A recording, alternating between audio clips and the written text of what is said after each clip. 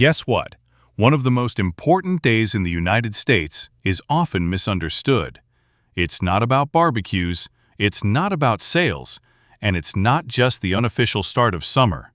Memorial Day was created for something far heavier. It was built on loss, on sacrifice, on names that never came home. This is Guess What, where the things we celebrate often began in moments we'd rather forget. Memorial Day began after one of the deadliest conflicts in American history, the American Civil War. Over 600,000 soldiers died. Families were shattered. Communities were changed forever. Entire towns carried the weight of names that would never return. In the aftermath, people across the country began doing something simple. They visited graves. They placed flowers. They remembered. There was no official holiday yet, just grief, and the need to honor it. By the late 1860s, this act of remembrance became more organized. It was called Decoration Day. The idea was straightforward: decorate the graves of fallen soldiers with flowers, flags, and wreaths. One of the earliest large-scale observances took place at Arlington National Cemetery, where thousands gathered to honor Union soldiers. Children placed flowers.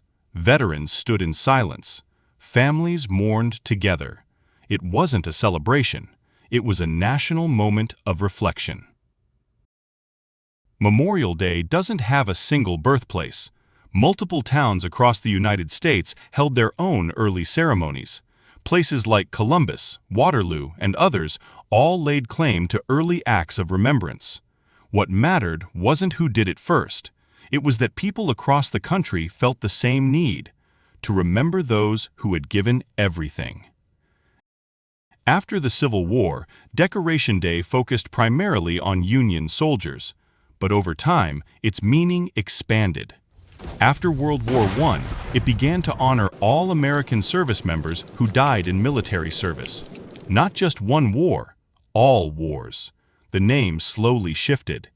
Decoration Day became Memorial Day, and the focus became broader but no less serious. Memorial Day is specifically for those who died while serving, not veterans as a whole, not active service members, those who never came home. That distinction matters because it changes the tone. It's not about thanking someone for their service.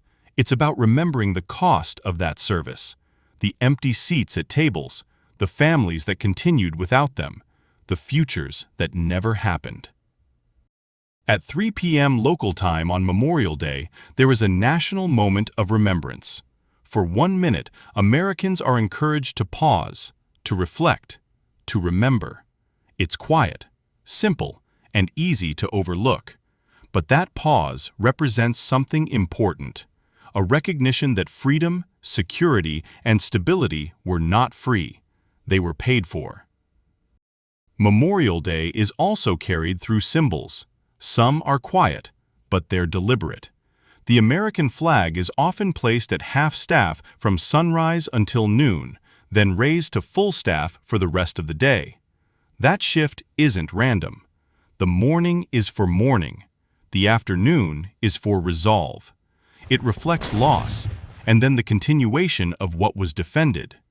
Graves of fallen service members are marked with flags, often placed by volunteers, families, or organizations. Rows of identical markers, each with a name, a date, and a story that most people will never fully know.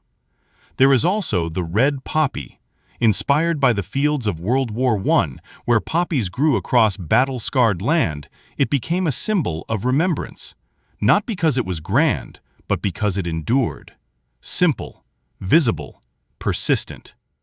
And then there's the tomb of the unknown soldier at Arlington National Cemetery, guarded continuously every hour of every day, regardless of weather. Not for recognition, but for respect. Because some sacrifices were made by individuals whose names were never recorded. Memorial Day doesn't rely on one tradition. It's built from many small acts, each one saying the same thing in a different way: we remember. Over time, Memorial Day also became a federal holiday. In 1971, the United States moved it to the last Monday in May, creating a 3-day weekend. And with that change, something subtle happened. For many people, the meaning began to drift. It became associated with travel, gatherings, and the beginning of summer. None of those things are wrong, but they weren't the original purpose. Because Memorial Day wasn't created for convenience, it was created for remembrance. Memorial Day remains important because memory fades. Time moves on, generations change, and without intentional remembrance, sacrifice can become abstract.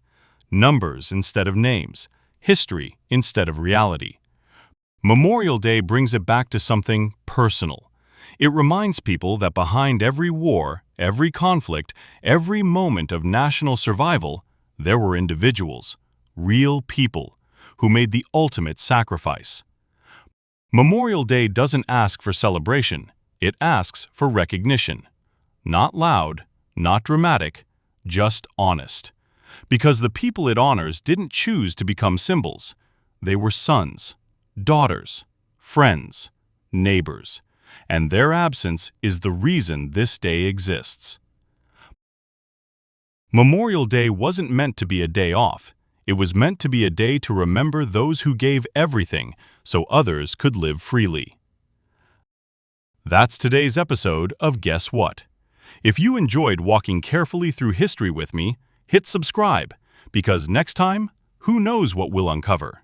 Until then, stay curious, and to all service members, past, present, and future, thank you for your service.